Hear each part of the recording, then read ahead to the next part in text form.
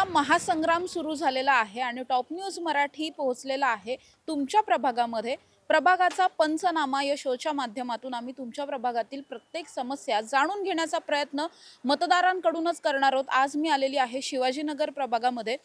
हा जो प्रभाग आहे या प्रभागामध्ये जर आपण पाहिलं तर मुख्यतः लोकसंख्या भरपूर आहे, त्याचबरोबर विद्यार्थ्यांची संख्या आहे, अनेक विषय आहेत। गेल्या अनेक वर्षांपासून जर बघितलं निवडणुका न झाल्यामुळे खूप मोठ्या प्रमाणात समस्या ज्या आहेत त्या वाढलेल्या असणार आहेत। त्यामुळे शिवाजीनगर मतदारसंघामधल्या नागरिकांच्या मूळ समस्या काय आहेत आणि जो कोणी नगरसेवक होणार आहे तो त्यांना कशा पद्धतीने व्हायला पाहिजे, कोण नगरसेवक म्हणून हवाय आणि त्या नगरसेवकाने नेमकी कोणकोणती कामं केली पाहिजेत, हे सगळं आपण मतदारांकडूनच जाणून घेऊयात। चला तर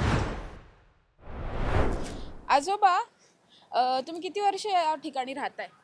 तिसरी पिढी आहे. तिसरी पिढी आहे। बरं, आता काय समस्या वाटतात या प्रभागातल्या मूळ? एकही कॉर्पोरेशनचा अधिकारी लक्ष देत नाही. कॉर्पोरेशनचे कामगार काम करत नाही आहेत, झाडून नीट काढलं जात नाही आहे. ह्या ज्या ट्रॅफिकच्या गाड्या आहेत, ट्रॅफिकवाल्यांना दिसून आंधळे झालेले आहेत. आर्ट्स गॅलरी आहे तिथं, एवढी मोठी आर्ट्स गॅलरी आहे विमानाचं प्रदर्शन पाहण्यासाठी. स्कूल लहान लहान मुलं इथं येत असतात, त्या स्कूलच्या बस पार्किंग करायला जागा नसते, अशा पार्किंग केली जाते आणि लहान मुलांच्या अडचणी होतात. आर्ट्स गॅलरी असताना सुद्धा, कॉर्पोरेशनची कोठी इथं जवळ असताना सुद्धा कचरापेटी तिथं असते आणि कचरा लहान मुलांना आरोग्याला घातक असतो तरी तिथं टाकला जातो आणि तिथनं तो आणि कॉर्पोरेशनच्या कामगारांना बोललं ते म्हणतात कॉर्पोरेशनचा रोड आहे, तुमचा नाही आहे, म्हणून तिथं ते कचरा टाकतो. जाऊन बघून या तुम्ही. माझी तिसरी पिढी झाली, मी सगळ्यांना सांगून जमलो आहे. कुणालाही इथं काही घेणं देणं नाही. आता जे कॉर्पोरेशनची इलेक्शन आली, उमेदवार येणार, आम्हाला मतं द्या म्हणणार, मतं दिली. तुम्ही 5 वर्ष तुमचे झाला तरी घाण बोलतो मी, झालं तरी काय आम्हाला घेणं देणं नाही. ह्या भाषेत 5 वर्ष काढतात कॉर्पोरेशनला. मग आता जो कोणी नगरसेवक होईल तो कसा पाहिजे? कुणाचाही काही उपयोग नाही, जो तो पैसा कमवायला जाणार आहे. तुमचे प्रश्न हे असेच राहणार? हो, आमच्या प्रश्न आज 20 वर्ष झाली प्रश्न असेच राहिलेले आहेत आणि असेच राहत राहणार. उदासीनता एकंदरीत? हो, पूर्ण उदासीनता आहे. पण जे काय 50% लोक असतात, पैसे घेऊन मतदान करतात, निवडून देतात, बस. बाकी काही अर्थ राहिलेला नाही. ही लोकशाही राहिली नाही, हुकुमशाही झालेली. नक्कीच आजोबांची प्रतिक्रिया प्रचंड बोलकी. आमच्या तरुणांना आज काम नाही आहे. तरुण काय करतात शेवटी? का टोळ्या तयार झाल्या? का गुन्हेगारांच्या टोळ्या वाढल्या? त्यांच्या जमिनी यांनी लाटल्या आणि त्या मुलांना काम नसल्यामुळे त्या मुलांनी एकत्र येऊन टोळ्या तयार केल्या आणि स्वतःचं प्रस्थापित तयार केलेलं. बाकी काही अर्थ नाही. काय समस्या वाटतात? पाणी, वीज आणि रस्ते. आणि पुणे शहरात सुद्धा रस्त्याची दयनीय अवस्था झाली. आज त्या अवस्थेमुळं मी पेशंट आहे, मणक्याचा विकार मला त्या अवस्थेमुळं झालेला आहे. अनेक वेळा मी गाडी चालवून पडलेलो आहे. तर त्या रस्त्यावरच्या ज्या समस्या पुणे शहरातल्या त्या अत्यावश्यक आहे, त्या होणं गरजेचं आहे. पाणी 2 वेळेच्या ऐवजी 1 वेळेस मिळेल चालेल, पण माणसाचे जे विकार चालू आहे रस्त्यामुळं, त्याची येणाऱ्या नवीन प्रशासनाने, नवीन सरकारने दक्षता घ्यावी. प्रशासन तर ढिम्म आहे, पत्रव्यवहार करून सुद्धा दुर्लक्ष करतात. त्यांच्यावर अंकुश ठेवण्यासाठी येत्या निवडणुकीत जे काही पुढील सरकार येईल त्यांनी त्याच्यावर वचक ठेवून रस्ते पूर्ण शहरातले प्रथम दुरुस्त करावेत. अतिशय महत्त्वाची समस्या आहे रस्त्यांची. त्यानंतर पाणी, मिळतं पाणी पण कमी प्रमाणात. त्यानंतर वीज. हे 3 मूलभूत प्रश्न आहे पुणे शहरातले.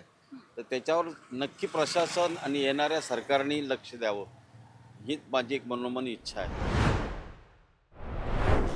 काका, सध्या या प्रभागातल्या समस्या काय वाटतात? अडचणी काय आहेत सर्वसामान्य नागरिक? पाणी नाहीये नीट. पाणी नीट नाही, अवेळी आहे. आणि काय झालंय, महानगरपालिकेला पण दोष देता येणार नाही, कारण का आमच्याकडे स्पॉट बेसिसची संख्या, स्टुडंटची संख्या खूप वाढली. सगळ्यांपर्यंत पाणी कसं बसणार? आधी बसकी घरं होती, आता उंच झाली. त्यामुळे एक ते इतकं, आणि एक खड्डे तुम्ही स्वतःही पाहिलं असेल, इतके खड्डे आहेत की डांबरीकरण केलं जात नाही, केलं तर तकलादू केलं जातं.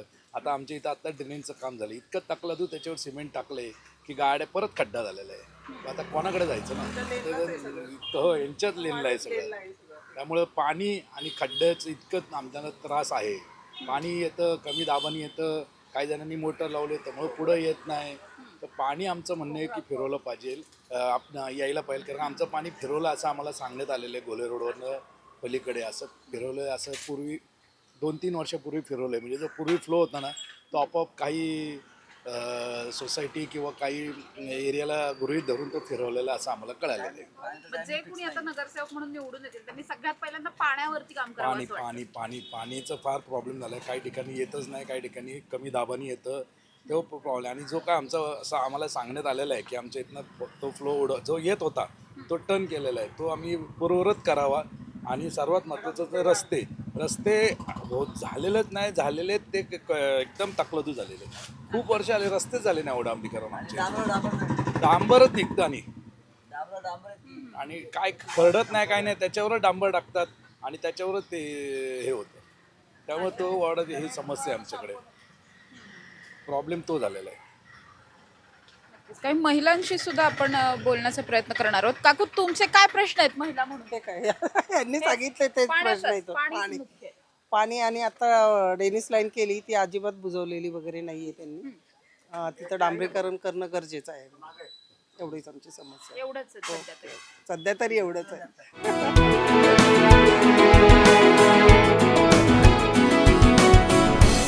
काका, सध्या काय समस्या वाटतात शिवाजीनगर मधल्या सगळ्यात? सध्या पाणीचा एक प्रॉब्लेम आहे, लाईटचा प्रॉब्लेम चालू झाला आहे, पाण्याचा एक प्रॉब्लेम चालू झाला आहे. किती वेळ पाणी येतं? पाणी येतं कंटिन्यू, पण मध्ये जातं मध्ये येतं असं बऱ्याच वेळा. प्रेशर नाही पाण्याला अजिबात. लाईट नाही आहे, लाईट येते जाते बऱ्याच वेळा. आत्ता प्रॉब्लेम चालू झालेले ना लाईटचे. या आठवड्यात तर खूप वेळा लाईट गेली खाली. मग जे कोणी निवडून येतील त्यांनी कुठल्या मूळ मुद्द्यांवरती काम करायला पाहिजे पटकन असं वाटतं? वैयक्तिक लक्ष द्यायला पाहिजे. आपण कसं देतो प्रत्येक वेळेस मतदानाच्या वेळेस, तर ते येतात लोक बरोबर सांगायला, नंतर मग परत यायचं नावच नाही घेत. पण करतात लोक इथले म्हणजे जे पहिल्यांदा मला वाटतं की शिवाजीनगर मध्ये पाण्याचाच प्रश्न बरेचसे पाण्याचा नागरिक सांगतात. पाणी जास्ती प्रॉब्लेम आहे पाण्याचा सगळीकडे. माझ्या शेजारी हॉटेल आहे. 15 वर्ष पहिले मी 30,000 रुपये खर्च करून कलेक्शन घेतलं. आता ना एवढं बारीक पाणी येतो ना की 2 तास एक भांडा भरायला लागतो. माझा जन्मच इथला आहे. माझं रनिंग वय आता 66 आहे. बापरे, म्हणजे पूर्ण शिवाजीनगरचा विकास होताना तुम्ही पाहिलं असेल. हो, तर ते कसं आहे, प्रत्येक वर्षी जो पक्षकार आला तो त्याचं बघत असतो. आपलं आपल्यालाच करायला लागतं आणि हा मी प्रत्यक्ष अनुभव घेतला आहे. मग आता सध्याला काय वाटतंय मूळ समस्या? आता कसं आहे माहिती आहे का, आता इतकं विस्कळीत आहे की ती बसण्यासाठी कुणीतरी इथं प्रशासक पाहिजे, हे महत्त्वाचं इथलं. आता या देवस्थानामध्ये मी जो 16 वर्ष सेवा म्हणून करतो इथल्या, काय त्याच्यात मी भरपूर अनुभव सगळ्यांचा घेतलेला आहे. त्यामुळे प्रत्येकाचे काय काय वेगळं असं म्हणणं येतं, पण त्या आता आपल्याला सोडता येत नाही. कारण आपण एक साधा माणूस आहे, त्यामुळं आपल्याला ह्या गोष्टी आपल्याला नाही सोडता. साध्या माणसांच्या समस्या मात्र फार मोठ्या आहेत सध्याच्या घडीला. काय नागरी समस्या काय वाटतात? आता नागरिक समस्या म्हणजे काय, सुविधा पाहिजे.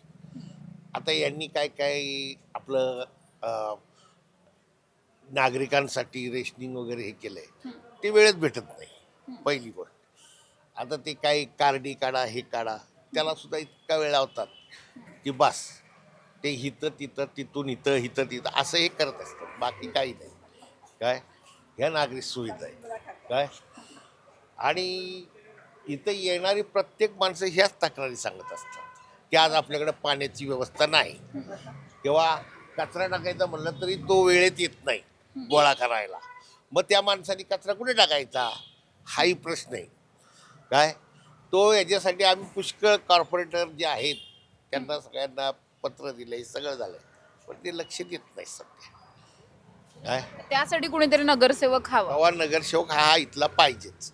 बरं, मग जे कोणी निवडून येतील त्यांनी पहिलं कुठलं काम हाती घ्यायला पाहिजे असं वाटतं? पहिलं शहराची स्वच्छता, शैली स्वच्छता. ही महत्त्वाची आहे. कारण इथं घाण तिथं गटार वाहते, इथं गटार. आज मी आता बघतो ह्या लाईनला 40-40 वर्षापूर्वीची ड्रेनेज आहेत, ती तुडुंब भरलेली आहेत. त्याला काढण्यासाठी आम्ही कित्येक वेळा अर्ज केले, पण ते काही होत नाही. ते आपले येतात तेवढ्यापुरतं करतात, लगेच जातं, असंही. बाकी काही नाही. समजतं काय नाही, रोडला कचरा विचार असतो काय, झाडावर टायमिंगला कोण मारत नाही बघा, झाडावर कचराच बसला. स्वच्छता हा स्वच्छता आणि पाण्याची व्यवस्था नाही होते, पाणी मिळत नाही टाइम. किती वेळ पाणी येतं वगैरे काय? आठवड्यातलं पाणी एक दिवस तरी बंद असतं, बंद असताना पाणी बारीक येतं आणि बारीक पाणी असल्यामुळं लोकांची गैरसोय जास्त होती. मग जे कोणी निवडून येतील त्यांनी याच्यावरती काम करायला पाहिजे असं हो, वाटतं. हे इथं काम केलं पाहिजे ना पहिले, इथं काम पहिलं केलं पाहिजे ना. पाण्याची व्यवस्था नाही, काही नाही लोकांना. या भागाची समस्या हे काय, रस्ते झाडू नाही मारत,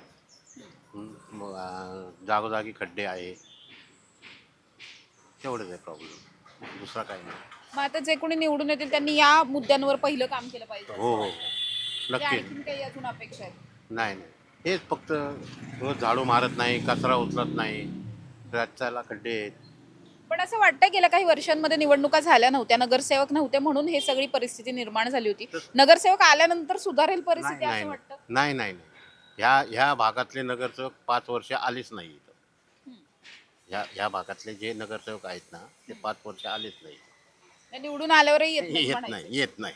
अच्छा. हां, ते त्यांना जाऊन सांगावं लागतं, तेव्हा मग ते कधी 4-5 महिन्यांनी काम करतात, असं आहे.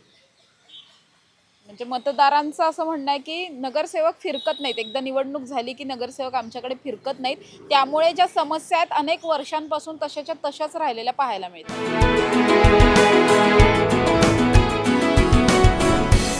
काका, काय नागरी समस्या आहेत? नागरी समस्या म्हणजे इथं कचऱ्याचं प्रॉब्लेम आणि इथं हे साफसफाई होत नाही व्यवस्थित. बाकी काही नाही, बाकी आहे व्यवस्थित. तेवढा एक मुद्दा. हां, बाकी काही नाही, बाकी सगळं व्यवस्थित आहे. सध्या बघितलं शिवाजीनगर परिसरामध्ये खूप मोठ्या संख्येने कॉट बेसिस असतील किंवा बाहेरची मुलं वगैरे खूप आहेत, यामुळे आणखी काही वेगळे प्रश्न वाटतात? नाही, अजूनपर्यंत काय प्रॉब्लेम आला नाही आम्हाला अजूनपर्यंत तरी. कारण जवळजवळ 10 वर्ष आली तर मुलं आणि मुली भरपूर जण राहतात, पण कधी कोणाचा अजून प्रॉब्लेम नाही आला, अजूनपर्यंत नाही आला. मग आता जे कोणी निवडून येतील त्यांनी सगळ्यात पहिल्यांदा या दोन मुद्द्यांवर इथं पाण्याचं आणि याची कचऱ्याची व्यवस्था व्यवस्थित केली पाहिजे, बाकी काही नाही. काय दादा, तुम्ही इतके वर्ष इकडे राहताय, काय आत्ताचे मूळ प्रश्न वाटतात? मूळ प्रश्न तसे बघायला गेलं तर तसे काही हे नाही आहे. बेसिक प्रश्न म्हणजे फक्त इथं आहे ना, आमचा जो स्पेसिफिक मार्केट एरिया आहे त्याच्यामध्ये प्रॉपरपणे स्वच्छता राखली जात नाही आणि इथली जे कामगार लोक आहेत ते काम करत नाही इथले स्पेसिफिक मार्केट एरियामध्ये आमच्या इथल्या. तेवढंच प्रॉब्लेम आहे, बाकी कसला प्रॉब्लेम नाही आम्हाला.